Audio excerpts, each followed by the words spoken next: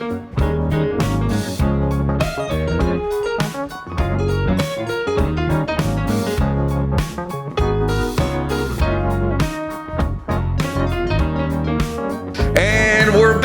with episode 18 of the Breakfast of Champions podcast, the only podcast on the internet hosted by three people that celebrates three things: coffee, games, and life. Man, as I pour my coffee, quote unquote. Aaron, how are you? We're doing all right here today. It's been a time. I just came off from about 5 hours ago from the pizza party. Had an hour of sleep because I was so excited to get this show on the road today. Just couldn't sleep, man. Just couldn't sleep. Yeah, man, you had a busy night last night, did you, huh? Mm-hmm. I was hyped. It was a good time. It was a real good time. So, what'd you end up doing last night? I was there for most of it, but you should tell the people. I gave some games away. Played a little Mario Kart, a little Phasmophobia. We gave away a pizza gift card to some lucky person out there.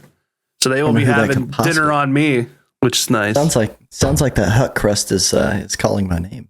Mm-hmm. It does, doesn't it? But anyway, that was oddly sensual without intending to be, but I appreciate it. I'm here for it. I don't know what to tell y'all. Cody, how's it going? So we haven't even acknowledged that we're dressed in costume, but it's just such a regular thing for us at this point that just look like idiots. But anyway, Cody, what's going on, man? Speak for yourself. Nothing much, man. I came dressed as Charlie Day today. That's who I came dressed as. But overall, it's been a really, really good week. I am very excited for October to be over because I'm not a big scary anything person. So the only thing I am a person of is a person of candy. Give me all the candy. My kids went trick-or-treating last night without me, and they came back with this haul. And I don't know about you, Eric, but I don't even know. Do they celebrate Halloween in the Upside Down? Is it's funny you say that because in Australia, Halloween hasn't really been that much of a thing, but within the last a couple of years or so, they've started to bring it in. So you go to the shops or whatever, they have the Halloween candy and decorations and stuff like that. But today we went to a Halloween themed event at a new estate. So they had like a little playground, some food trucks. So they had like a bao bun food truck. They had donuts and milkshakes, and then there was like some other like French fries or something. And all the kids were dressed up in the costumes and all that stuff. So it was really fun. It was a really fun event to go to as well. It was a free event, so we had a nice time.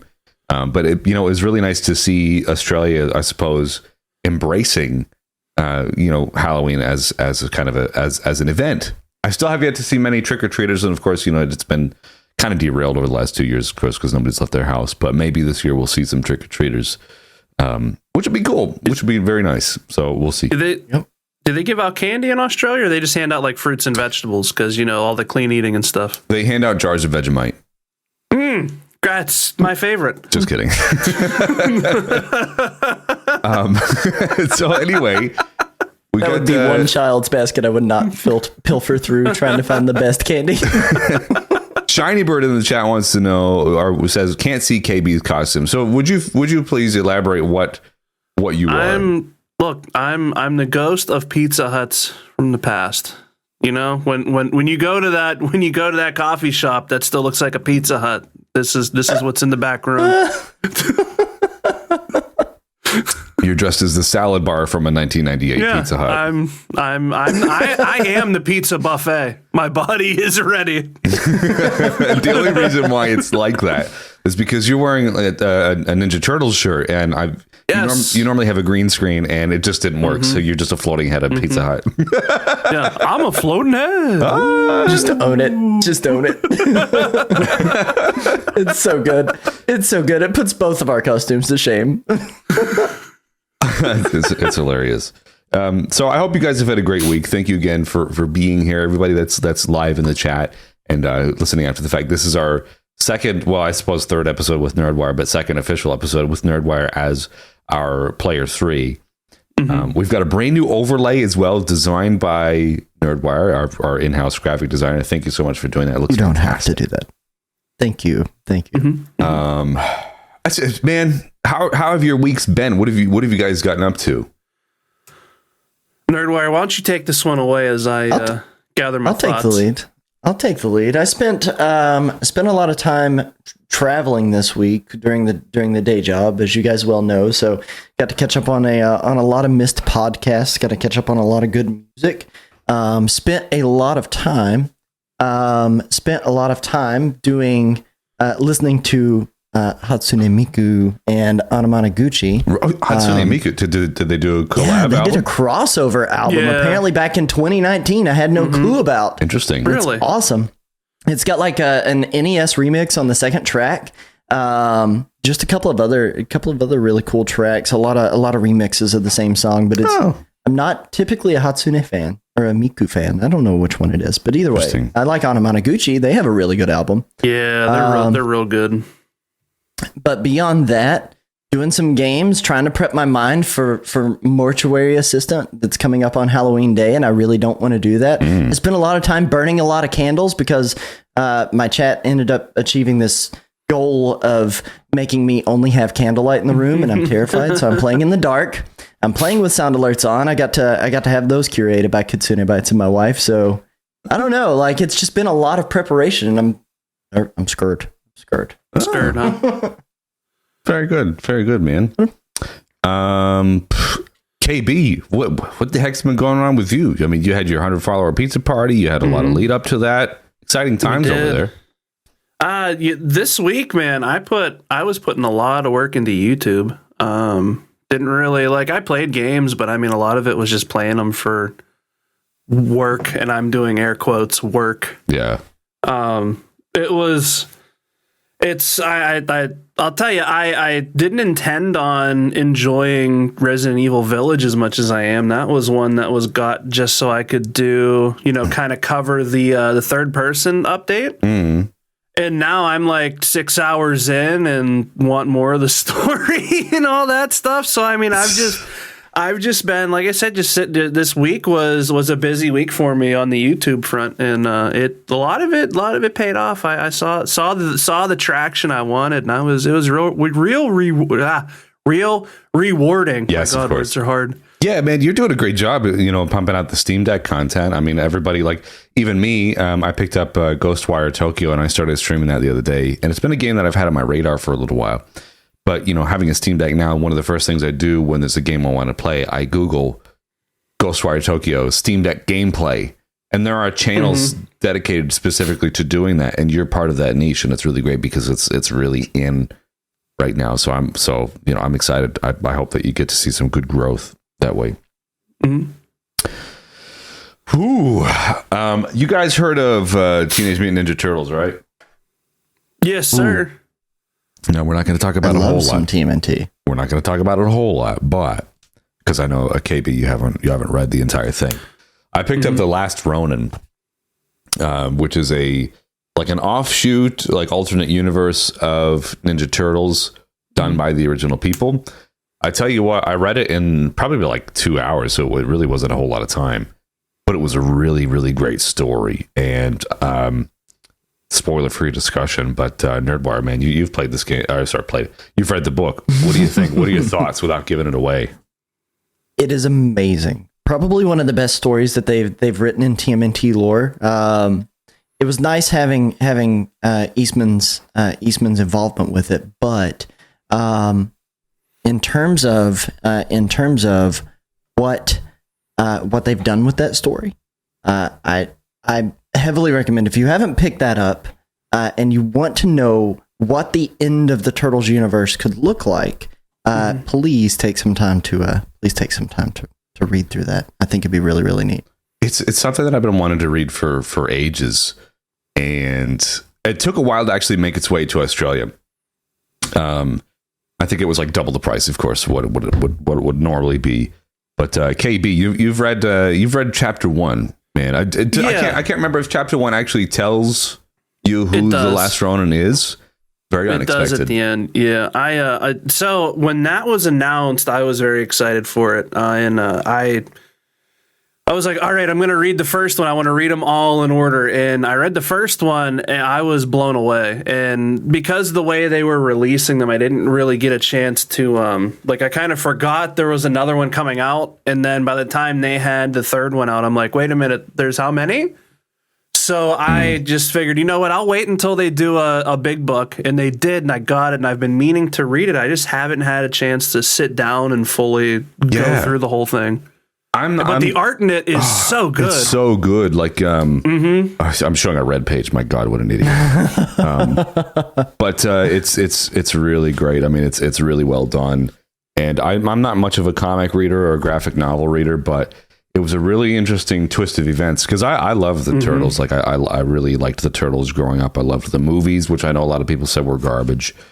But you know, there were sign of the times with the mascots and stuff. I mean, Google how they look like now. I think there's a Donatello costume from the original movies or whatever still kicking around. It's like it looks super scary, just because like the foam or whatever hasn't aged well. But really cool, man, really cool. I think it's such a great read. So if you're interested in Turtles and comics and stuff, pick it up. Really interesting and compelling. I mean, I'll tell you this: from reading what I did, it makes me want to go back and read other Turtles comics because that's the first Turtles comic I've read. I really like they did a IDW reboot, probably about I would say about 7 years ago. It's really, really solid. The artwork by Santaluco is beautiful.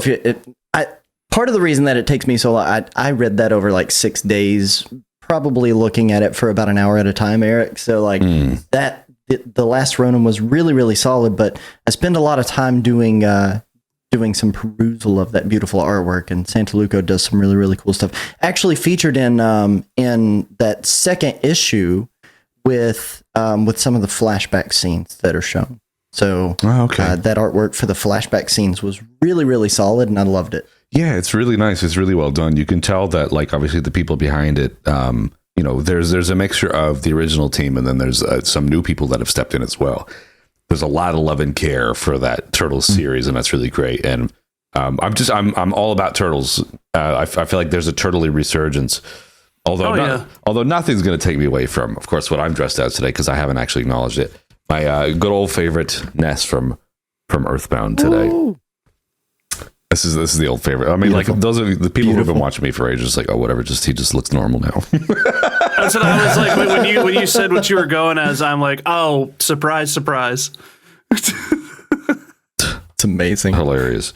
Yeah, I wore this shirt and hat combo every day last year when I was doing the Kickstarter for my Boundless record, and this is just something that I've worn normally. Like, I legit, like, Amber bought me this hat our first Christmas in 2014. And I've been wearing all this gear since then. So there you go. That's awesome. That's awesome. Now, we don't have a voicemail today, but we do have some very special things to announce. So in the chat happening live right now, for those of you after the fact, you can just check it out in the YouTube description and all that stuff. And I'll leave a link in the Spotify and Apple iTunes description for this episode. We now have a page on Twitch, which we're not streaming to as yet. So from roughly episode 20, follow us at twitch.tv/Breakfast of Champions pod. So we will be doing a giveaway here soon. So you have to be following that page in order to get said giveaway. So Breakfast of Champions pod, twitch.tv/Breakfast of Champions pod. We hope to see you guys over there. So we're going to start, we're going to start shifting things over. And getting us on our own platform, just because it doesn't make sense for you guys to be sharing, hey, we're live with my podcast, and it's just like my face on the link, you know what I mean? So there you go. Now, before we switch over to the news bite,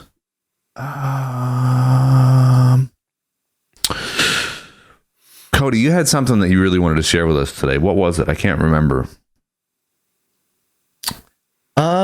So as far as favorite candy, I'm looking at a gigantic bag of candy right now, and I didn't have any special news for me, but I wanted to get to know you guys just a little bit deeper before we dive into the actual news bite, before we dive into the topic.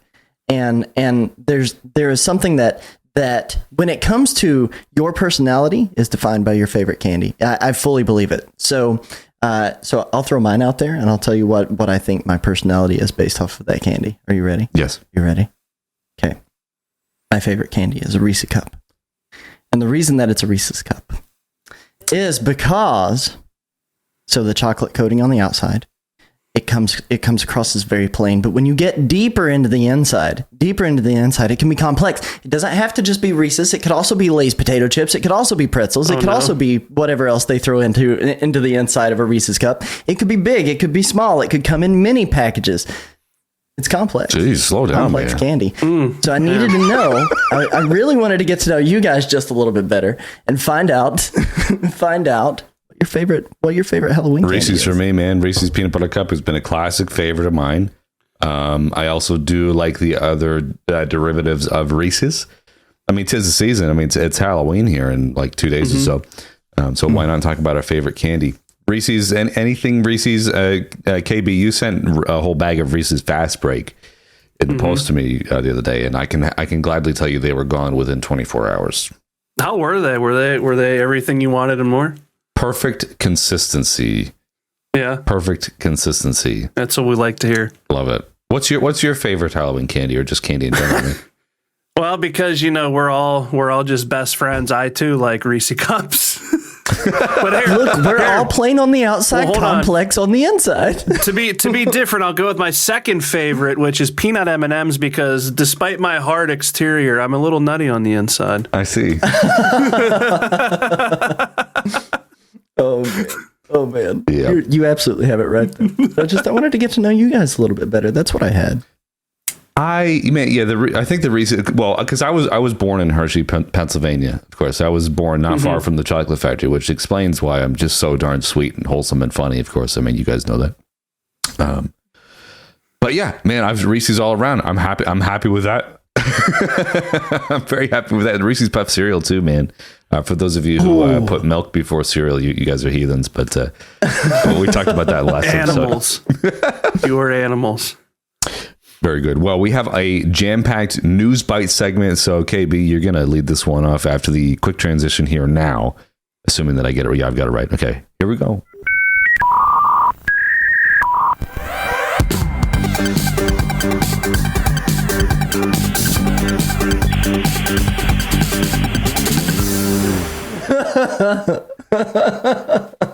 Hey, and we're back. We're here. We're here with plenty of news for you, and I'd like to share with you guys. Did you know IKEA is issuing a cease and desist? IKEA? Why? They're issuing a cease and desist to a indie dev because this indie dev is making a co-op survival game set in a furniture store, and everything in there is referenced to IKEA. Like in the article that I have here, the picture is Swedish meat, now 79% flesh. And like there, it says, in an unexpected move, furniture giant IKEA has sent a solo indie developer a cease and desist letter reviewed by Kotaku, demanding that he make changes to his unreleased survival horror game set in an IKEA-like furniture store. Lawyers representing IKEA are claiming that the game commits trademark infringement because some press outlets have drawn comparisons between their official brand and the game. The Swedish firm have given developer Jacob Shaw just 10 days to change the game and remove all indications associated with the famous IKEA stores. And the game is called The Store is Closed. This had a successful Kickstarter campaign. I saw the trailer for it. It looks really interesting. And first thing that came to my mind was 1, IKEA, and then number 2, Walmart. So like, interesting. That was, is it the blue and yellow? The blue and yellow that's in the insignias. It's the blue and yellow. It's the way that the store is laid out. Like it's a big maze, and you have to get out while all these like evil monster employees are trying to kill you. So like, what else do you need to kind of like? I mean, I get turned around in IKEA. If it wasn't for those arrows on the floor, man, I'd be screwed. I've been ruined by IKEA arrows before. Like I don't even trust those. Those are out to get you. But yeah, it's very interesting to see a furniture company issue a cease and desist to an indie dev. I mean, it makes sense. Do you think it has any legs? It might. I don't know. I mean, I think eventually it'll go to court. This guy will win because he's not using any real likenesses of it. I don't think. It might be the colors, but like, I mean, what's he gonna do? Say, oh, it's not an IKEA. It's modeled after Levin Furniture, like, or Bob's Discount Furniture. Like, I don't know. I don't think IKEA is gonna win this one. Do they have a patent on like a specific furniture store layout? I suppose they can probably change the blue and yellow lightness of said store. But I mean, the Kickstarter, so it only shows in Australian for me. So it reached almost 90,000 Australian dollars. So that's pretty good. The last update was less than 24 hours ago. So is this a new cease and desist that they got served? Because there's no word of it here on the Kickstarter page. This news was brought out Friday, so I can only assume that it's fairly new. No, he's updated the game since then, updated things since then. So there's no mention of a cease and desist on the Kickstarter. So it might not have any legs, honestly. I don't know. Interesting though. From what I'm seeing here, the biggest thing that they're worried about is the fact, kind of what Katsunobite said. Headlines are making the association between the game and IKEA. So like, I don't even know if it has anything to do with the layout. They're just like, oh well, time to do a suit. Like, you can't say it looks like IKEA. Yeah, how dare you? I don't know. It's an interesting. I would like to see it get off the floor. I'm not a big horror game connoisseur, but this seems like right up my alley with like the insanity that goes on Sundays for me. So like, it does. I'm down for that. I love the idea of getting stuck in a store or something like that. There's plenty of reels that go on online of like teenagers or something doing that exact thing. Obviously, there's no zombies or whatever, but just like the thought of getting caught. I've seen videos. I don't know if it's like fake or not, but people standing in an IKEA closet. And of course, they'll have their phone right next to them, be like, "Oh my God, there's a security officer next to me. I can hear their footsteps." And of course, they never open the door because whatever.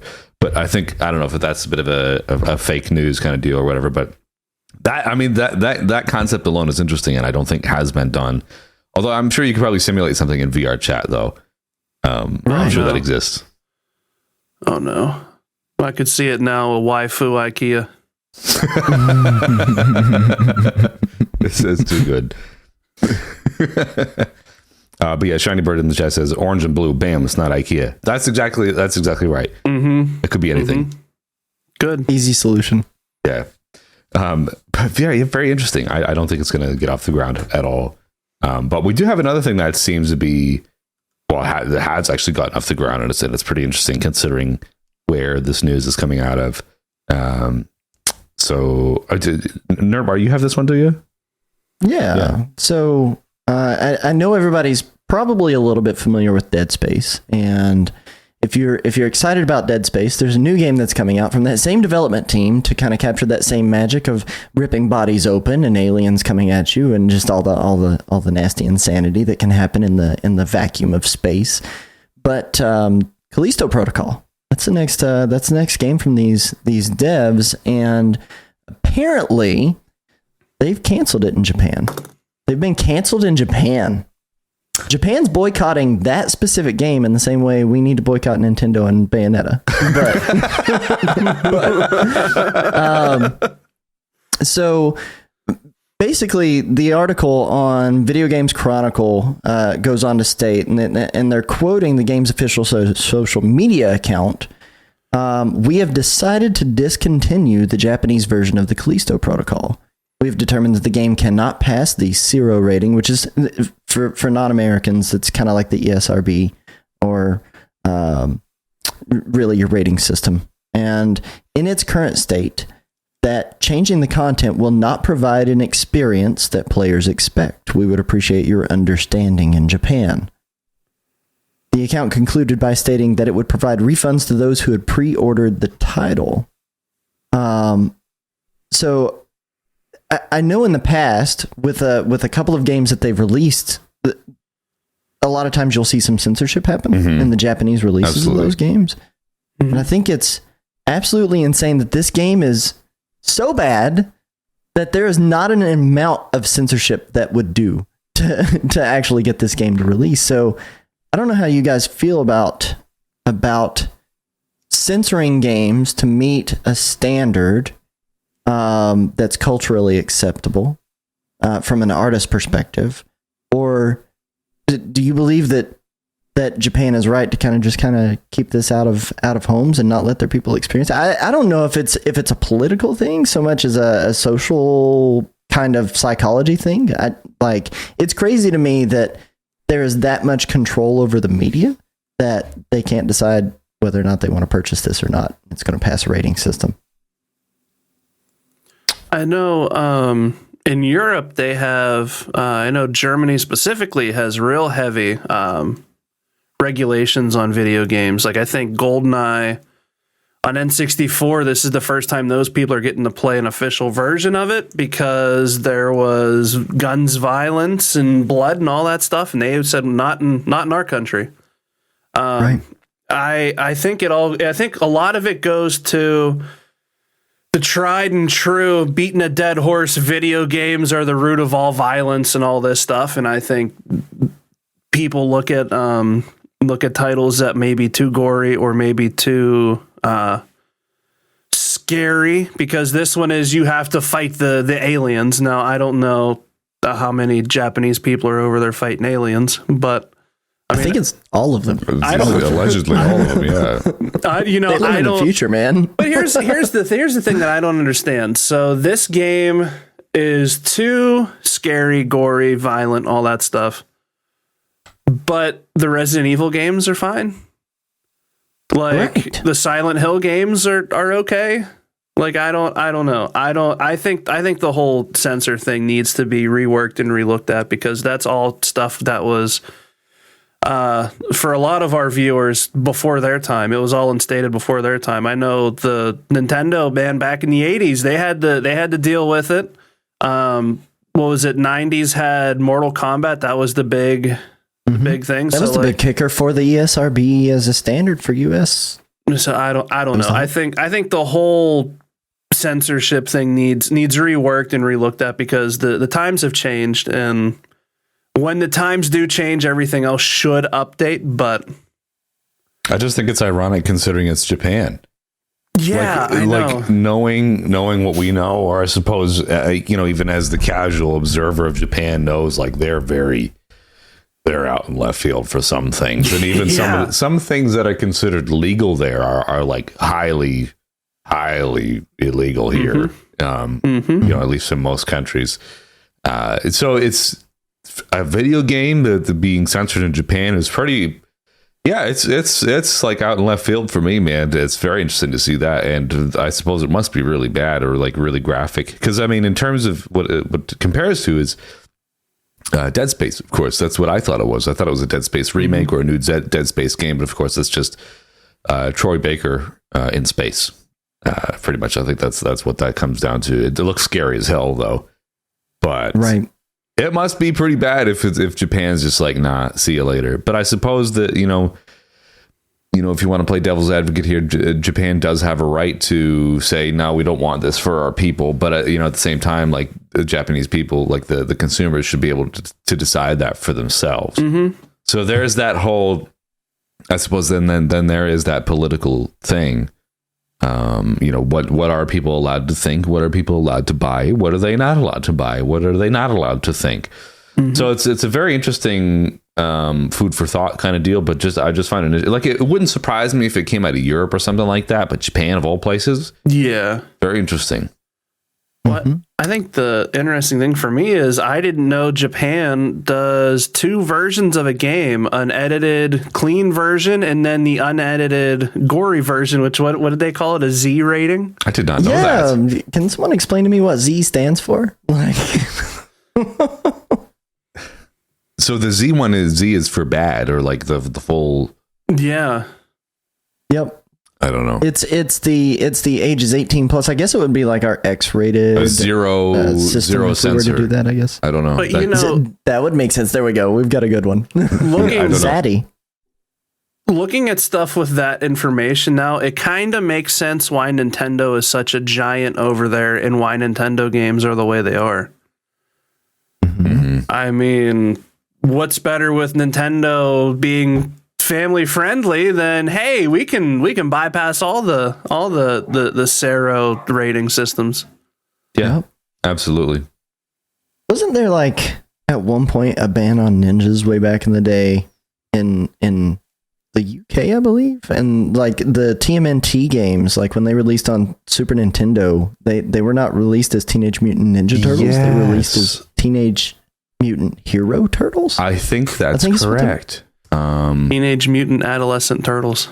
So How do you guys feel about Yeah, this? it was censored in the UK. So because of its big success, the British were soon eager to buy the series, but due to a strict protection of minors law, the series had to be censored there. For most part, only scenes showing Michelangelo using his nunchucks were edited or removed. So what was So they had protection of minors. Hero Turtles? So they found that the term ninja had violent connotations. I heard that somewhere along the years, but very interesting.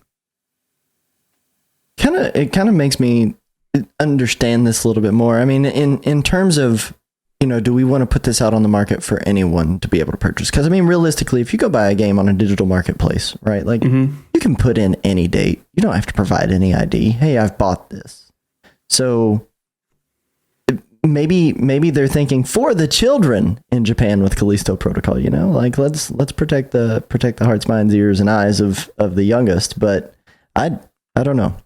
I don't know how I feel about censorship of media. Let the artists make the art that they want and let the people decide. Yeah, that's exactly right. So like what I'm reading now is ninjas weren't banned as such in the UK, but allegedly UK had a large amount of censorship back in the 80s and 90s. So like as we know, like we look at the 80s and 90s as the golden age of like entertainment, whatever. But you still have to remember like the people that were our age in the 80s and the 90s were like children of the 40s and the 50s and stuff, and they grew up in a different time, different mindset. So they were pretty much like your entertainment is the devil generation. Yeah, it's just as much as we're looking at kids on TikTok and like, man, those kids are stupid as hell. Go eat a Tide Pod. It's a generational thing. We did it. No. Did we just become best friends? Yeah. But that's what it is. That's all it is. And Japan's government and leadership is very old school. Oh, which is good for some things and probably not up to snuff and other things as well. So, but Callisto Protocol of all things, man, it's very interesting. Very interesting. What do we have else for the news? So also this one, the Call of Duty. There was a new Call of Duty that came out the other day. Nerdwire, you know all about that one. You were at the midnight release for that one, weren't you? Oh yeah, definitely. I was there, 100%. So what's the full story with that? So people have been buying the Call of Duty game discs, and there's only like a 70 megabyte install key on there. Pretty much, is that what that is? Talk about a slap in the face. Basically, what it looked like is so when I Googled to figure out what the heck is going on with that specific thing, it looks like literally all it is an installer.exe file, essentially, that's been slapped onto a disk where it pulls all the rest of the data off of the internet, but that just prompts it to know, hey, we need to pull this data off of the internet. But in a world where those games, like, I don't know if you guys have played any Call of Duties recently. I'm not a big Call of Duty fan, but I do know that their data sizes are extremely bloated and unoptimized, and you're looking at 500 gig installs off of just like Warzone alone. It's insane. These are hefty games. Very interesting. KB, you're a Call of Duty guy back in the day, huh? Oh yeah, I used to dabble in the art of the duty of the call. I used to, whenever people would call into large North American retail chain, video games retail chain, I would answer the phone and be like, Raindrop, drop top. Thank you for calling XYZ place. My name's Cody. Are you looking for the latest Call Me Judy? Oh my God. It really went well. It really went well. Oh God. I just love how bad the screen is, by the way. Like we're everybody, like, Yeah. don't think that we're streaming here just thinking that this is it's funny. It's funny. So yeah, that's pretty much where we're Wow. at. Oh no! I've lost He's my gone. eyeballs. He's now possessed. He's possessed Salad Bar. We know how bad it is. It's fine. It's funny though. But yeah, I don't know. I used to be big into Call of Duty. I've slowly fallen out of that style of first person shooter because it's the same thing over and over. How many times can you fight the Russians? You know, I mean, like, Or zombie Russians. Or zombie Russians, Alien I mean- Russians. I don't know. For them to start doing. I mean, I know a lot of games had like the disc would run checks to make sure that you're connected to the internet, and this is a real thing. And for them to be like, yeah, here's the install file. Enjoy. Like, it's just one of those.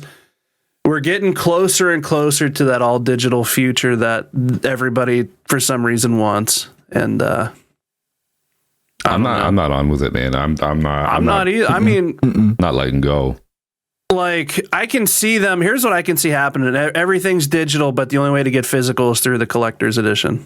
That's like $100 some. That's what I can see happening. Well, you saw what they did with the Horizon. What was it? The New Dawn or whatever. I don't The know. Zero Dawn Oh yeah. Wild West game. So they sold the game. They sold the game boxes, but there was no disc in there. Yeah, people were pissed because it's like we just bought this thing and there's no disc in there, and then we have to install. Like, there was no benefit really. So it's a shame, but that's the way things are heading. I'm not on it. I'm not on for it. I'm not But either. we're buying into it with the Steam Deck, though, man. That's what we're doing. But see, like, I'm the idiot that'll double buy stuff. I'll buy it, on Steam Deck, and then when it's $10 at GameStop used for physical, I'll go and get 5 of them. You know what I mean? Like, I'll still do physical, but I'll wait now until things go on sale. I'm into Turtles now. I've bought Shredder's Revenge twice on Switch. I bought it digitally, and then I bought it physically because I wanted to have the physical. But now I'm thinking, man, I'm really playing Steam Deck a lot lately. I wouldn't mind having it on Steam Deck. You should. See, but that's the problem I have with digital is it's too easy to be like, well, I was playing this on PlayStation. I don't play PlayStation anymore, so I'll just get it on my Steam Deck. I'll pay $120 out the door, to own it I twice. double dipped on that title though too. Like, I bought Shredder's Revenge digitally on Switch, and then it went up on limited run for like the video cassette tape version that came with the pizza voucher inside, and like it was really old school. And I was like, I'm gonna double dip on that because it was something special. Yeah, absolutely. I really don't collect a whole lot for Xbox or PlayStation nowadays anymore either. Same. So like I don't mind buying them physically on Switch, and if I want to play them a little bit more consistently, I'd probably pick it up on Steam Deck. I probably would. See, the thing is with the Steam Deck is like that's the hot thing right now for all of us, of course. I want to play all my games on Steam Deck. I really love the Steam Deck more than I thought I would. But I'm looking at Shredder's Revenge, and it's like, man, I've already got it. I don't really want to spend $35.95 Australian on it. So I'll wait till the price drop or it goes on a sale for Humble Bundle or something like that. And then I'll buy it again for sure. I mean, that's how I got Ghostwire Tokyo, because that was, at the time, it was a PlayStation and PC exclusive. So it's like, I'm not going to wait for it to come to Game Pass. I'll buy it when it's on sale on Steam Deck. And got it for like, I think $30. Yeah, I think I paid $30 Australian for it. That's not bad. Which is pretty good considering like it was a brand new game only a couple of months ago. So, it just makes sense. How are you enjoying it, by the way? Have you played much? Yeah, I played a little bit more today. I tried to play some more today. We had a bed framed got delivered today, so we were doing all that, and I had to work this morning to get some last minute things done, and my son was just being absolutely crazy with he loves a specific game on an iPad. Like you can put your face on these little archaeologists, and then they can run against dinosaurs or something like that. He loves it, but he was like losing his flipping mind over it, like in a bad way, like meltdown kind of way. So I only got to play like 5 minutes of it, but it doesn't really run that great on Steam Deck. It's like a very graphic heavy game, and I probably played about 20 minutes of it and drained like 40% of the battery of the Steam Deck. Like, ooh. Well, you can also. Did you mess around with the version of Proton? Because this is something I wanted to ask you after the show. But don't know anything about it. So, well, I'll explain it to you whenever we're off air. But the short of it is, if a game doesn't perform well natively on Steam Deck, you can force compatibility, and that runs different versions of DirectX, and it does different configuration files. So, like, if something doesn't run right on the whatever, you can force like a Proton experimental. You could do. I think they're up to 7.4 now, but you can also on desktop mode install Glorious Eggroll Proton, and that'll bypass a lot of things and get your settings to where they need to be for some games. So like there's Batman Arkham, I think it's Arkham Knight only runs with Glorious Eggroll Proton. And that's funny because you try everything else that Steam provides, and it's like, no, it's not going to work. But then you use that, and it's flawless. Interesting. I'll have to check that out because like it's a good game. It stutters though. And that's the one downfall to the Steam Deck. That's the one thing I feel that kind of hurts it, is the fact that everything does run on it. However, some things you have to do the little tinkering with, and that's the whole PC side of it that a lot of us console gamers aren't used to. Absolutely. It's part of the experience, I suppose. I mean, Cody, you haven't been able to play a whole lot of Steam Deck because Mrs. Nerdwire has been playing Sims 4, has she? Yeah, I lost all privileges. Hashtag.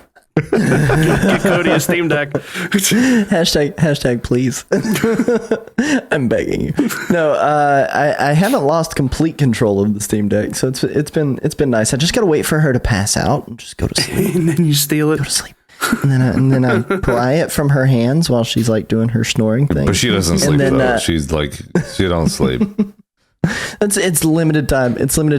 But what I have played, I've done God of War. And I've done Spider-Man. Nice. And those are probably the most intensive, heavy games that I've done on there. A lot of the indie titles have been phenomenal. Even the ones that have the big exclamation point that says, "Hey, we recommend not playing this on the Steam Deck a little bit, maybe." Yeah. But I've overall really enjoyed them. I think the ones that have suffered the most are things that would require like keyboard mouse input. So like Sims is really difficult to like have a good comfortable experience on the Steam Deck with. Or The Tenants is another one. Planet Coaster, like all of those sim games have really had a hard time because you're managing so much stuff on a screen. It'd be nice to have a keyboard mouse hooked up. I'm not docking it yet. We're still just playing handheld with sticks. Well, see, I figured like docking it might help with some of like the system resources because it's not trying to display the game like natively on the screen. And I was streaming Ghostwire Tokyo the other day, and I still found like it was stuttering a little bit. And I'm not like a massive like performance or graphics dude. I mean, like I've been playing Yakuza Like a Dragon on ultimate settings and runs fine, like no hiccups. But this is a game that's deck verified. Ghostwire Tokyo is not, so it's still going to have some hiccups and stuff like that. But but considering what it is, like it's pretty much a PS5 game, and I can play it handheld. I can't complain. Yeah, I was checking out Deathloop the other day because that was on Humble Choice or whatever. For like, you could sign up for that. You could get a game for $10. So I'm like, yeah, why not? Oh, yeah. I had to turn the graphics down to low medium, and I got it to not stutter, which was awesome. But it was like, hey, we're gonna set you up on high, and I'm like, no, we're not. You're gonna melt my CPU. True. But the one thing I will say with like the simulator games, you have to mess with the controller settings. because they out of the box, they're like, yeah, you're gonna do this, but like you can edit all that and change it the way you want. There's a way that the left touchpad you can have it be your hotkeys, and it could be on a wheel. And I thought that was pretty good. Interesting. I mean, it's a lot of possibilities, and like, this is the one thing, like, to pretty much close in our argument here for the Steam Deck, of course, because we always somehow end up talking about that. The Steam Deck is it's a hybrid thing. I wouldn't normally be on board with getting rid of physical games, and I still kind of buy things with gritted teeth. But then again, like, I bought Ghostwire Tokyo for $30. I bought Spelunky on like a humble bundle sale or something like that, or some sort of weird sale for like $5. That's one of my favorite games from the Vita days. So it just makes sense. So the Steam Deck is quite literally the console that saves you money. It does. Right. It does. So there you go. That's our news bite in a nutshell. We've got a really great topic here. Cody's gonna, just get warmed up. It's gonna be a spooky one. We'll be right back with our topic of the week.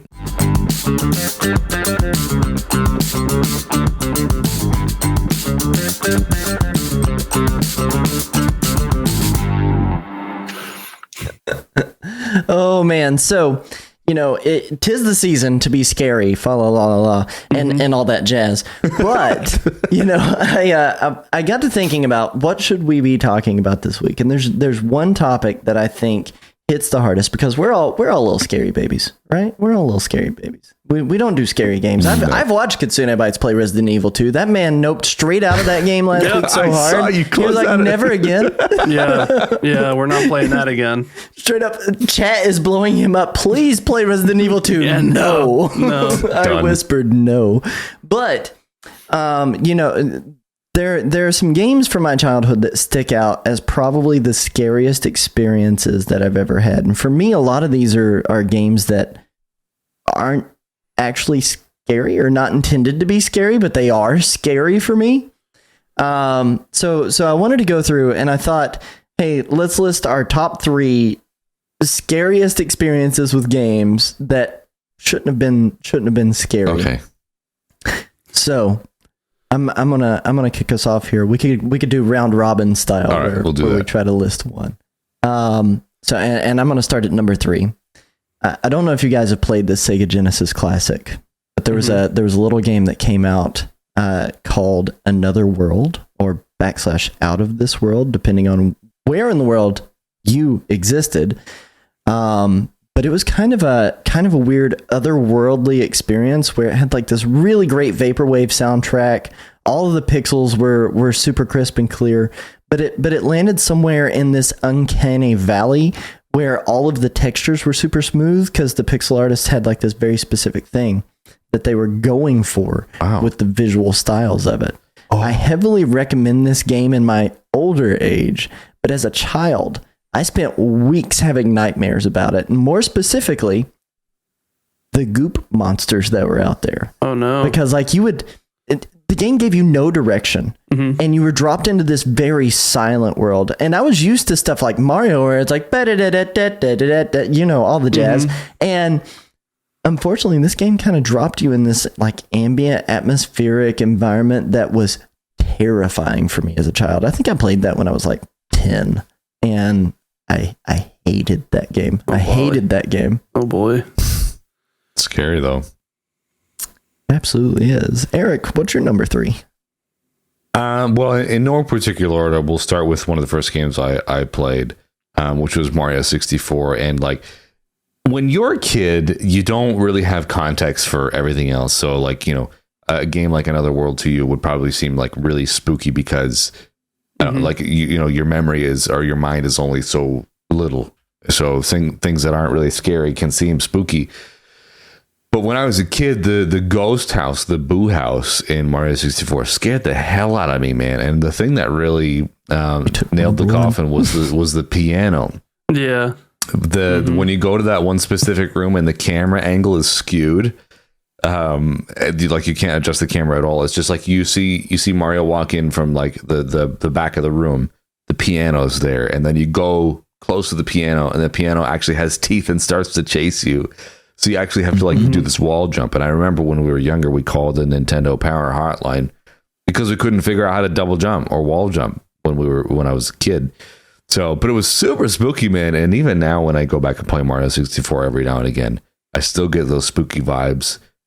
And it all starts with that room with the piano where they have that. It's like one of the few rooms in Mario 64, or maybe the only one where the camera angle is actually skewed. You can't change it at all. It's like a forced perspective. Yep. It scares you. Oh man. You actually took my number one there. So I'm going to have to think of another one. But, that being said, I didn't do boo houses very well when I was a child. I still don't do boo houses well. Really? Like I hate the scary spoopy.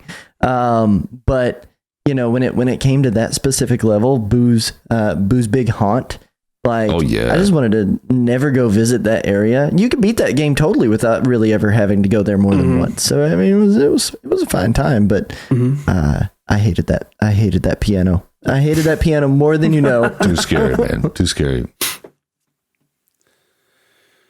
Well, all my games as a kid were all sunshine and rainbows, so I didn't really have anything that wasn't going to scare me until I got older. And I think first game that really like gave me the creeps was I think it was Metroid Fusion with Dark Samus. Oh yeah.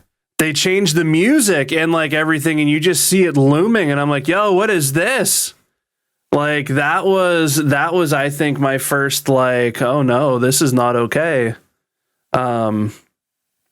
It's funny how on a handheld, as you're playing that stuff on TVs, man, it's right. Your room is filled with sounds, and it's setting the whole mood. But whenever you're playing a handheld game, it's just those little tiny speakers, and it was really, really scary. I mean, it made me jump, made me panic, and then I still have to this day have yet to beat it because of that part. Same, to be honest with you, same. Mm-hmm. Like it's like I hit it and I'm like, nope, I'm cool, I'm done. No, we're good. We've played enough. My hands always got really sweaty during that kind of stuff too. Yeah. Like it was uncomfortably sweaty. The controller be slipping all around. My heart is palpitating out of my chest. Like it was just absolutely awful. And I feel your pain. I would have put it down also. Very spooky. What's your number 2, Nerd Bar? My number two on this list, Link losing his face to a mask every single time in Majora's Mask.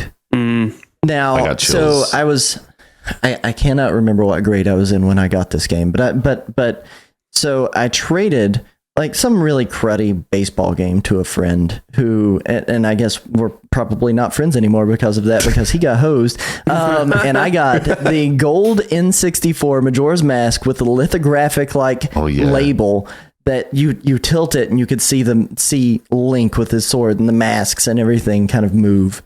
And he had a 100%ed file on there. Now that game was way too complex for me. Like when I got it originally, I wasn't going to sit down to learn it. I played very linear Mario games. But jumping into that, my favorite thing to do was swap the masks out and see what abilities it would give you.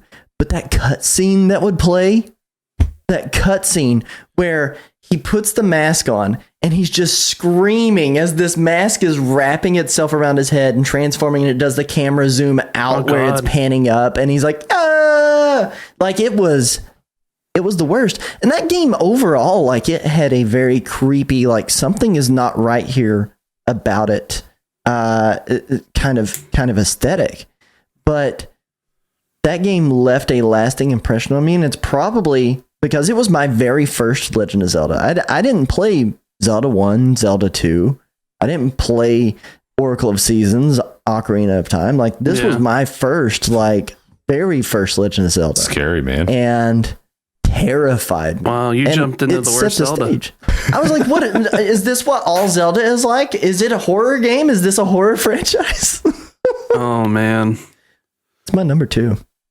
It's a good pick for number 2. I'm not a Majora's Mask fan. I tried it and I'm like, this sucks.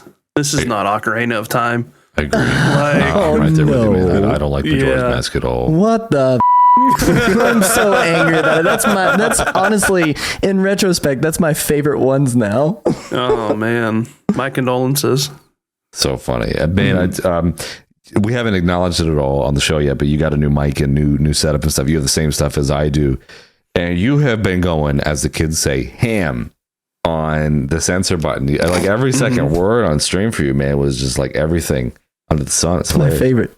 My favorite. We keep things pretty G rated over at Nerdwire Plays. Sometimes teetering into PG. I played Bayonetta. It was an accident. How was I supposed to know they were going to reveal all of her body? But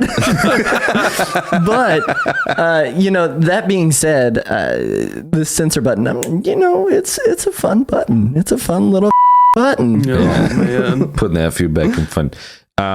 Speaking of FU, number 2 for me was when I was a kid playing Halo, and Beowulf actually said this in the chat earlier. The flood. There was like the original Halo game when you went to this planet and there were the flood there, which were basically like parasitic things or a parasitic alien race. And not only that, there was a specific mission in Halo 2 that was called the Library. Was it in the original Halo or was it Halo 2? I can't remember. I think it's the library was in Halo 1. Okay, that mission, scary AF. Yeah.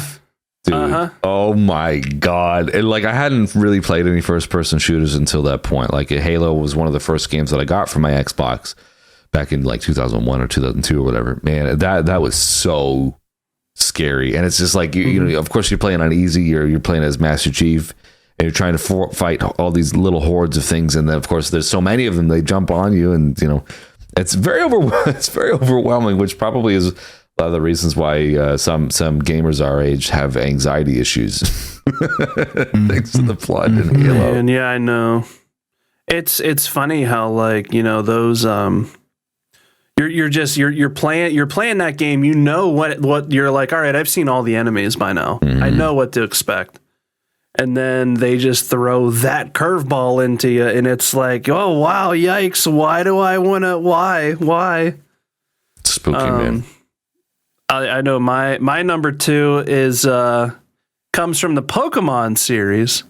Oh. And it's the Ghost Tower when you get to Lavender Town, because you're just sitting there, you're having a good time. You're like, yeah, man, I just kicked a whole lot of butt. Let's go, I'm ready. And then the music changes for that town. Everyone in there it's all doom and gloom. And then you go through the levels on the Ghost Tower.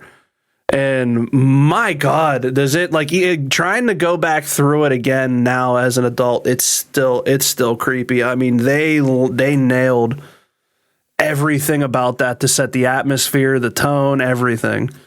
The soundtrack in Lavender Town, where it's like a boom, boom, boom, boom, boom, boom. It's beautiful. You're playing that on Game Boy Color too. Like if you throw that into Game Boy Color, everything kind of goes that purple, because everything else was like this bright color. Yeah. But playing on Game Boy Color and the town goes purple to signify Lavender Town. Super creepy. Super creepy. There was a lot of schoolyard myths and stuff back in the day. I can't remember any of them, but basically, like, Lavender Town is like the Pokemon graveyard. Like, Pokemon actually die, is what they're alluding to, and you're fighting the ghosts and stuff like that. And man, it's so scary. So it's the ghost of like Marowak or something like that, and like and then you can pick up a Cubone. I think is that correct? Yeah, yeah, because Cubone's mourning the loss of its mother, man, and. I mean, I think the creepy thing of all is all the rumors online, how like they say that song, that soundtrack for the town is like little kids in Japan are killing themselves because of it. Like it's dark, man. There's a lot of dark stuff behind it, and Pokemon's supposed to be a nice, happy game, you know. Oh, you can't tell me that. Have you read any of those Pokedex entries? Like you've got Drifloon who goes and takes children into the sky if they're alone. But it's dark. I mean, yeah. But that's controversial opinion. I believe that tower is not where Pokemon have died. I believe that's where bad trainers who couldn't bring themselves to take their fainted Pokemon to the Poke Center have just abandoned them. I agree with that. Is that the Nuzlocke Tower then? Yes, that's Nuzlocke Tower. We're renaming it now. Man, that's dark though. Very dark. Mm-hmm. Nerdwire, what's your number 3 now? I'm sorry, I took your top choice. No, you're good. You're good. Take him at number 1. That's okay. That's okay. You'll be my number 1. Okay, sure. That's it. I got 2 number. I tried to think about 2 other memories. And there's 2 that really stick out to me. Both of them from the GameCube era. How do you guys feel about body horror? So I don't know how you guys. I know not many of you guys would classify Super Mario Sunshine as necessarily a scary game. But there is a fight that instead of me being afraid of a monster, I became the monster, where the big blooper on the Rico Bay jumps up and you have to rip all of its arms off. And that fight sticks in my mind because it's literally screaming as you're ripping each of its legs off. Mario's a monster, man. Mario's an absolute monster. The rest of that game I have really fond memories of. I like Super Mario Sunshine. Like, I liked it before it was a cult classic. Here I am, video game hipster. Is it a cult classic? Because man, I tell you, I thought Galaxy was the cult classic. Oh, Galaxy 2. It's Galaxy 2. Galaxy 2 is the cult classic because I feel like not everybody's played it. With Sunshine, to me, man, I never really liked Sunshine. I hate to say I wasn't a fan of Sunshine either. I think it was the flood, as far as that goes. Not the Halo flood, but the flood backpack.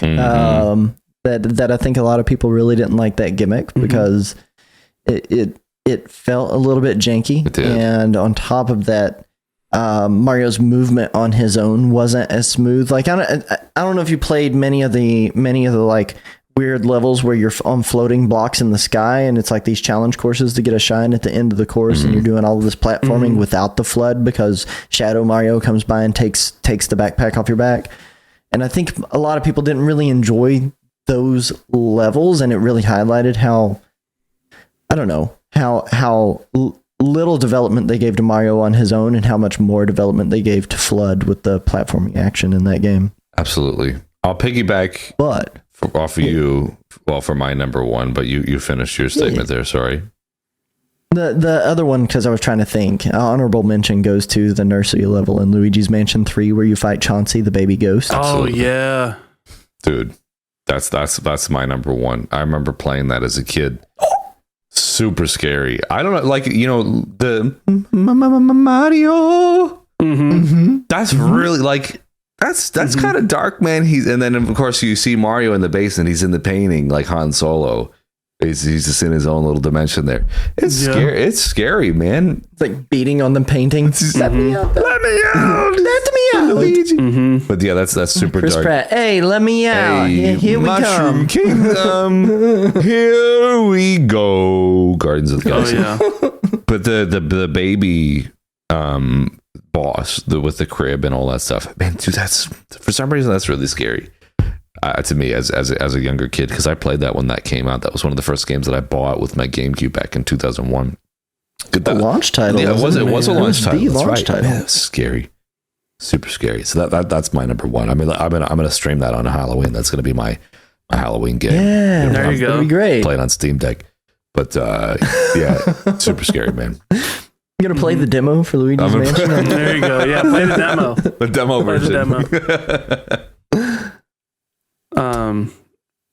Man, I know there was the one Luigi's Mansion that came out on 3DS, and I remember playing that in the middle of the night, and I didn't hear that there was a storm like raging outside, because at the time I was like, I'm gonna put headphones in. I want to like hear all the stuff, and like clap of thunder came through, man, and I about jumped out of my body because it was thundering in the game, but it happened at like a spooky part in that game. I think it was Dark of the Moon or something, and like Dark Moon. Luigi Mansion Dark Moon. And it was thundering in the game, thundering out there, and it all like meshed together, and it absolutely scared me. But I'll tell you what, man, my number 1 is a scary game. It's the original Dead Space. Oh. When you're like they throw you at it and the things jump out at you, so you know what you're getting into, but it's the first time you go out in zero gravity. and everything's muffled so you don't hear anything, and all of a sudden one of those arm creatures just flies at you and I dropped my controller. I was terrified. I mean, that game scared me so much that I wouldn't go in the downstairs of my house at night with the lights off, because I'm like, something's gonna bust through the wall and get me, man. I can't no. Mm-hmm. So see, I do scary games so little. Like I haven't played through that one, but the UI in that game that they did, like, it was really cool because like all of your health bar was like on your back lit up. Yep. Like it was like your spinal cord, so you could see like as it depleted, as your health depleted. It looked like a really, really pretty game, but I just didn't do scary games as a kid. I didn't either, and I would try, and I'm like, nope, this is too scary. That's why games like Phasmo now scare the crap out of me, because I'm not used to scary games, so when I play them, I am legit afraid. I know on Steam Deck, if you play Dead Space, you can use cheat codes, and it makes the game way easier. So kudos to that being a thing. God mode. Is it the demo version? You get no. This is actually. I know. I hate to say it. This is a legit version of Dead Space. Oh, wow. And you use cheat codes for your health and oxygen, so you can get lit up all you want and just put in the thing, and you're good. You can run away. So I gotta say, my honorable mention is a newer game, and it's Metroid Dread. It picks up on that fusion element, of course, because there's something chasing you in specific areas, which is the Emmys. I think, and there's a specific door, because like that's their door, and basically it's the guardian. I think there's like 7 of them. The guardians of this planet, the robots or whatever. They've been turned bad.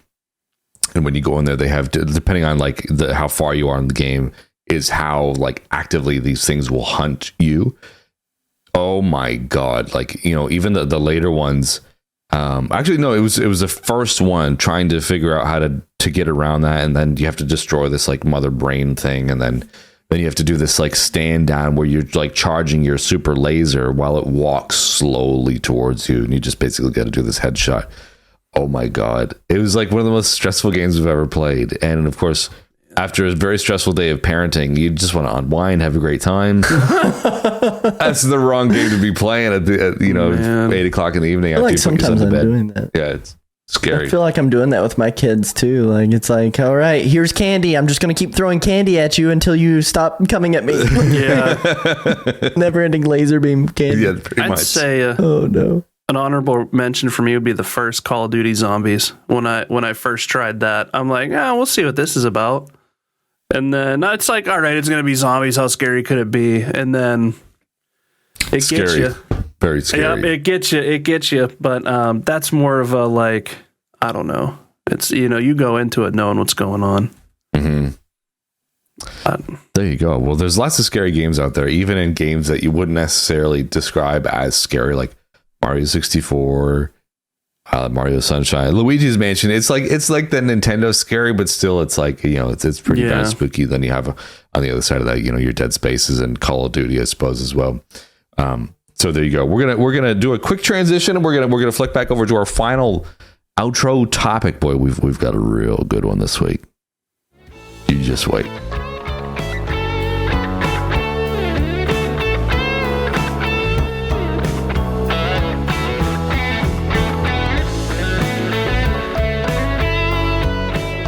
Welcome back to our outro topic, man. We've got a killer one. Somebody come on. Who's going to go first? Who wants it? Here, I'll take her away. Here. All right, take it away. So, what makes ice cream so good? And what is your what do you consider to be the god tier flavor of ice cream? For me, god tier flavor of ice cream, I got two of them. And I usually mix them together too. It's chocolate chip cookie dough with chocolate and peanut butter. Oh, mix those two together, brother, and I'll tell you what, you are on cloud 99 because you're up there. You're up there with the good ones, man. You know what I'm saying? Mm-hmm. Interesting choice. No, I think I'm with you in some ways. Like I if I had to choose one flavor of ice cream to go onto a deserted island with, and this is the only ice cream I will ever have for the rest of my life, like I think I would pick like a chocolate peanut butter swirl with vanilla notes on the outside. Okay. But call me boring. Okay. I would argue that Neapolitan ice cream has to be the best flavor of ice cream. And here's why. Because you get chocolate, you get vanilla, and you get strawberry. You can please every single crowd. Not me. Is it the one I go for? No, that's not the one I go for, but it's the safe bet. Man, there's so many other safe bets you could go on. Craft American cheese ice cream. There's that, by the way. Is that a thing? By the way. Yeah. You can also awful. Oh. You could also get too salty. You could get Sour Patch Kids ice cream, which is also awful because it's just chunks of frozen Sour Patch Kids. Who? All right. Who wants cheese flavored ice cream? I've been out of the country too long. People. Yeah, I suppose. I'll try anything once. I'll remember that. My favorite is. When we were in Japan a couple years ago, we went what was like in Osaka or something like that. There's this like really famous bamboo forest that Japan, like a specific area of Japan, is really well known for. We went there and it was like just a tourist trap. There was way too many people. We couldn't really enjoy it. But like one of the train stations that was nearby, they had a little tiny ice cream stand, and it was like you could get vanilla ice cream, green tea ice cream, or you could get the mix swirl. So I got the mix. But green tea ice cream, man, I think is probably God tier, S tier, like rainbow tier ice cream. It's so good. It's a flavor that if you haven't had it before, you wouldn't really expect it to be good. It's not an overly sweet flavor. It's not savory by any means either, but it's just like a more subtle. I feel like it's the ice cream that you become when you grow up, a more mature ice cream rather than, your Turkey Hill Rocky Road or whatever ice cream that you guys drive down the road to get. So green tea for me, that's my S tier. Interesting. Neapolitan, come on, dude. Yeah, that's what I'm saying. I said call me boring. It has to be. It's the best of three worlds, not even both worlds. It's not the Hannah Montana, Miley Cyrus out here. It is. I don't know. All right, then that's the Pokemon starters. Then what's an honorable mention? Because mine would be black cherry. Oh, honorable mention. I would say I'm a big fan of the Tonight Dough from Ben and Jerry's. So anything cookie dough. I'm a big cookie dough ice cream dude too. Interesting. In the chat, we've got, let's see, the stats mods with coffee and lemon or margarine, salted caramel or honeycomb from Bullfrog. Shiny Bird says salted caramel or butter pecan. Metal likes peanut butter swirl. Oh, yeah, the peanut butter swirl, like the Reese's ice cream, isn't too bad, although I haven't had these in years. Green tea ice cream is awesome. Metal says, Barrel says peanut butter ice cream is S tier, but green tea is great. Yeah, I suppose I'd probably give a bonus if I, because vanilla, strawberry, chocolate, let's just use standard flavors of. But if I want to try to think outside the box, I'd probably say like a peanut butter swirl, like a chocolate peanut butter ice cream. I don't mind that. You know what I like better than ice cream? Gelato. Really? Same family, but it's like a thicker, creamier. And if I have to pick a flavor of gelato, I usually always go with the caramel. Interesting. Really? Gelato's good. Can't say I've ever had it. It's very Italian. The frozen yogurt, that's what it is? No, it's not frozen yogurt. It's not frozen yogurt. Gelato is it's like a thicker, heavier creamed version of ice cream. It's a different way to prepare it. It doesn't fall in the ice cream family though. It kind of sits to the side adjacent. Now I gotta Google it. See, I've prepare for keyboard. I can't say that I've ever had it. Like the closest I've come, Aaron, and those of you Pennsylvania people will know Rita's. Rita's, they do frozen yogurt there, and it's more lighter than ice cream. But I suppose that's probably my experience with something other than ice cream. That's kind of like ice cream. I don't know. I suppose, yeah, kind of like a custard, I suppose. Beowulf says. So it is processed in what is known as a sprint process, where milk is added to the package of ingredients, which is then mixed and batched, brought to a consistent 85 degrees Celsius for pasteurization, and then flash lowered to 5 degrees Celsius and mixed to the desired texture. So it is still just ice cream, but it gets like this thicker, more dense texture.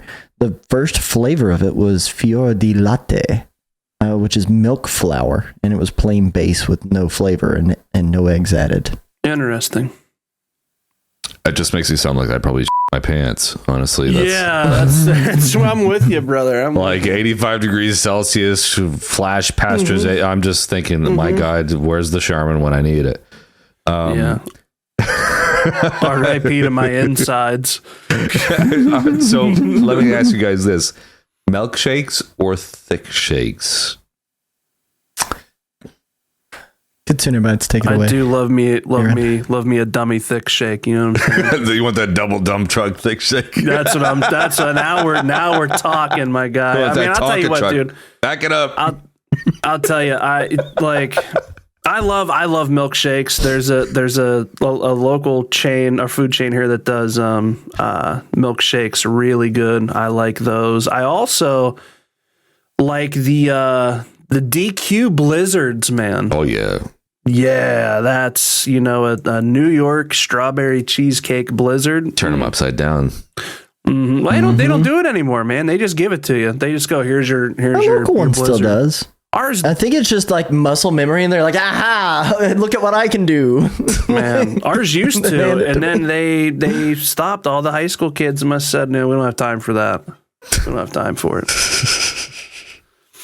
Silly. Honestly, like, thick shakes just make me angry because I can't drink them immediately, depending on the place that you go to. Oh, yeah. If they give you a big enough straw where you can, like, not feel like you're sucking a golf ball through a garden hose, like, it is... What?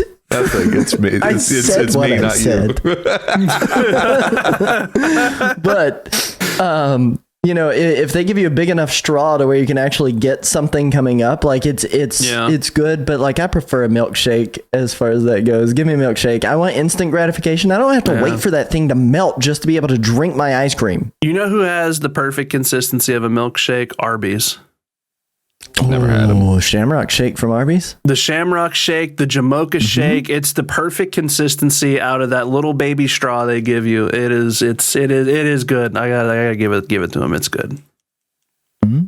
Interesting. See, I had a milkshake today when we went to the Halloween event. Both Amber and I got chocolate milkshakes, and I just said to Amber, I was like, "There's just a certain point where it's legit just chocolate milk. They've done nothing to it. They've done nothing to it. There's no consistency there. Like when you're drinking this particular drink, you want like substance to it. So I'm trying to skirt around saying it because it's funny. But the thing is like with the thick shakes, the consistency is there. So usually what I do is I hold it with my hand to kind of warm up the bottom because you want to warm the base before you. God, what the. Anyway, sorry, but yeah, you you know what I'm saying? That's true though. I'll give you this, man. There's a local chain of restaurants here, and I say local just to the Western PA region, called Purgatory, and they do left-handed milkshakes. What's a left-handed milkshake? Milkshake with lots of booze in it. Really? Oh, I got you. Yeah. I got you. Yeah, baby. You get one of those, you get a couple of those down, and you're crawling out of that place. I feel like you'd be spewing though. Like no, see, it's the opposite because you don't taste the liquor. Some of them use Baileys and stuff, and wow. It's like $10 for a milkshake though. So I mean, It's well worth it. is When you go to definitely. Dairy Queen, it's still like $7 for a Dairy Queen milkshake nowadays. Yeah, but like, when I it's go, ridiculous. but like Dairy Queen, man, I know the poor experience I'm getting there. I'm just, give me my Blizzard and then get out. Like, I know this place is like, here's your bison cheeseburger. Now wash it down with a with a s'mores, adult beverage. And it's like, yeah, let's do it. There's a place in Melbourne we've been to once before. It's called Betty's Burgers and Concrete, and it's just a burger joint, and they call it like concrete because it's like you can barely get it through the straw. It's like so thick. Give me a spoon at that point. Give me a spoon. I was gonna say, like, the consistency. It's like it quite literally is like concrete. I'm trying to tiptoe with what I'm saying, like, just because I'm honestly really tired, so like I'm becoming unhinged. Oh no, here we go. So anyway, guys, the spoon is a better way to deliver, the goods to yourself. At that point, you're just eating ice cream. That's what I was about to say. You're not even doing a shake.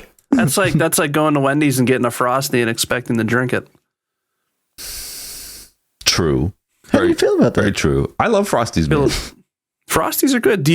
Are you guys the heathens that dip your fries in Frosties? Oh yeah. Oh, of course. Oh God. Are you not? Nope, I'm a purist. So you're the heathen. You're a heathen. Get out of here with that. Excommunicate the dissenter. Excommunicate. Shun the non-believers. Shun. Oh man. Now, are you? But here's a new question, and I don't know. I don't know that Eric can speak to. I can't remember when they launched it. But are you a vanilla Frosty or a chocolate Frosty guy? I told you, man. I'm a purist. Give me chocolate. Give me chocolate. Chocolate. There's a poll in the chat right now. Do you dip your fries in a Frosty? I would like to know what the viewer consensus is. I don't think I've had a vanilla Frosty. I think that's something new. I mean, you got to remember, man, it's like the last time I was really like long-term in the States was the early 2010s, which is so weird to say. They've been around a while. That's why I wasn't sure. I couldn't remember if it was launched before you left or. It's a strange one. I'll be interested to try it though. But like the normal Frosty flavor is such an interesting flavor. Like it is like chocolate and vanilla, like, but it isn't though. It's weird. It's got like this crystallization in it too. Yeah. Like it has a texture to it that's unlike, like if you go to McDonald's and the soft serve that they give you is just the softest soft serve in the world. Hold on. Yeah. You go to a McDonald's that has an ice cream machine that works? They know how to fix them in Kentucky. God.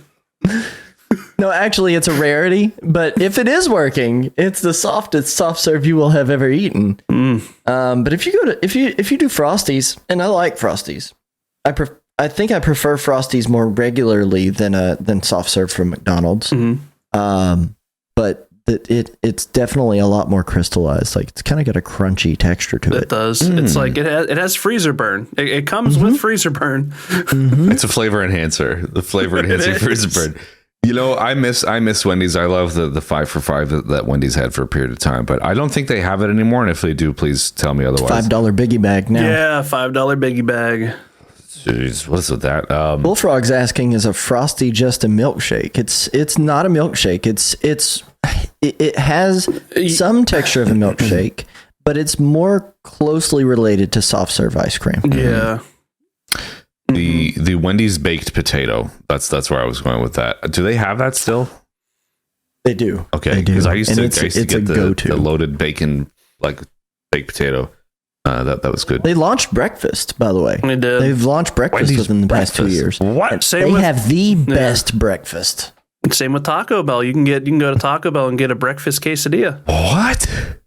Yeah. Yo. And Taco Bell has some pretty good breakfast as well, man. Their breakfast burrito is out of this world. I might have to go to Taco Bell or Wendy's right after the show. I do not associate I know, I am hungry. any of those places with breakfast at all. Well, that's because you're living in the land of make-believe. You need to come back home. So I need to wake me up. This is the land where Vegemite is good. Vegemite actually, it is good, but you have to eat it a not. certain way. And I'm going to tell you how after this. No. Do you dip your fries in a Frosty? 60% says yes, 40% says no. So 10 people voted. So the consensus is 60 to 40. So how you eat Vegemite is you make your toast, you put your butter on, and then just a little bit of Vegemite only for texture. It's honestly Just a touch. I like for texture or for flavor? I've had Vegemite, and it is throw that away, throw that in the bin, throw it in the bin, and light it on fire. Get that It is out a of very here. acquired. It would taste. probably light on fire too. Like if there's a zombie apocalypse and there's no like gasoline or candles or anything, I'm just gonna soak a rag in Vegemite and light it on fire. Our American taste buds are being insulted by Bullfrog in the chat. You lot just don't know how to use it. I know how to use it. Don't buy it. The first time that I had it, everybody makes this mistake. It just takes a big, like, heaping amount of Vegemite and just spreads it on the toast, takes a bite, and is like, nope. Ew, that's so gross. But you got to prepare it a certain way. Marmite's the same way in the UK. It's the same kind of deal. It's just yeast that they scrape off from the bottom of the barrel. Yeah, that's so turn gross, it into a man. spread. I had the description of how it's made. I had an ex whose family was from Ireland, so they had all the European stuff at their house, man. And that's the one thing I couldn't get behind was Vegemite and Marmite. Yeah, I know. It's nope. And they did the same thing. They're like, "You're eating it wrong." I'm like, "I'm not eating it right, man. I'm not trying to get out of here. No, thank you. No, thank you." It's a hell of a thing. Yeah, a lot of people saying this. Vegemite milkshake. Should they make it? Do you want to get canceled? They had Cadbury had Vegemite chocolate a couple years ago. I had it, and you know what? It wasn't that bad. It was just like a block of chocolate, a chocolate bar with little Vegemite pouches in the inside. Just like beef bouillon? Is that what is this? It was a weird taste, man. I didn't mind it. I'll tell you, not man. bad. I was hungry and I was loving the conversation. Now I'm not eating. I'll wait till lunch. I'll wait. I'll wait. Well, there you go. Well, there you go. Before we do go, of course, I always like to round out the show with the stats. With how our show is sitting, where we're sitting, and who's listening, et cetera, et cetera. So anybody want to guess where our top country is still? Is it Sweden? It's US. Oh, it hasn't changed. So US, Australia, UK, Sweden, Germany, Czechia. And of course, it's still Melbourne and number one. Rancho Cucamonga is still number 2. Rancho Cucamonga. Adelaide is number 3. That. Shout out Bullfrog there. Bullfrog's got us on repeat over there in Adelaide. Oh man! Couple listens in Sydney, West Virginia. Sydney. Born and raised. It's picking me up wrong. I'm close enough to the border. It's picking me up wrong. How dare? How dare? What? There's some like weird places here. Pont Wyclun Rhondda Kiontaf. That's probably like Welsh. I don't know. Danganronpa. Perth. Washington D.C. Sewickley, Pennsylvania. I've never heard of that place. I was born in Pennsylvania. Wayne, Pennsylvania. Fontana, California. Philly. St. Louis, Missouri. There's some interesting places here. Interesting places. But thank you everybody here for listening as well. We're really proud to be able to present you this program weekly. Now, just remember too, if you're currently in the chat, I'm gonna post a Twitch link. Please go check out our new Twitch page. We will be broadcasting there in just a couple of weeks because we are going to be giving away something really cool, which we will start talking about from next week onwards. And in order to win, you have to be following us over there. Hit that big purple heart. Hit that big purple heart icon. Yep. Hit it, man. Hit it. Support us. We're just a couple of small podcasters because once we start from, I think it's like episode 20 or whatever, we're going to be starting from scratch all over again. All 3 of us will be brand new streamers. God, I can't wait. I can't wait to be new again. That means I can just do what I want because I'm just figuring it out. I can say what I want and go, I don't know what happened. I'm just learning. You can just be like Nerdwire. Every second word is. Listen. When my audio setup gets upgraded, we just might as well call it the bleepy cast because It's gonna be. You know, people tried to convince me to come on this show today as Blippy. On my special day yesterday, you didn't. I requested it and you did not. So I'm highly disappointed. I can be green Blippy. Nope. I want OG Got the Blippy. suspenders. Nope. I'll just. I'm failed you. sick to my Failed stomach. me. Sick to my stomach that you didn't dress as Blippi today. Hey everyone, it's me, Not not, only- Blippy. Not only devastated me, but my son. Now, imagine my son saying, "Oh, Dad, what are you doing with Blippi on the TV?" Like, See, you let him down. You let down the poor little lad, and he'll never be the same again. I have brought the dishonor to our it's fine. It's fine. You have. Well, thank you everybody for watching live. We're flicking on over to our post show. We've got some more funny things to chat about. So thank you everybody watching after the fact, subscribing on YouTube, listening on Spotify, and all that stuff. We've got 17 5-star ratings on Spotify, but we don't have many on Apple, iTunes, and podcasts and stuff like that. So if you listen to us on Apple, whatever, leave us a review, leave us a rating. We'd love to hear your feedback. Let us know how we're doing, what we're doing, and all that good stuff. Any final words for episode 18 before we flick over to our post show, gentlemen? Final words. Put Thank jelly. you guys so much for watching. Put jelly or jam on your toast, not Marmite or Vegemite. That's my. I will die on this hill. You heard it here first. And he cuts it.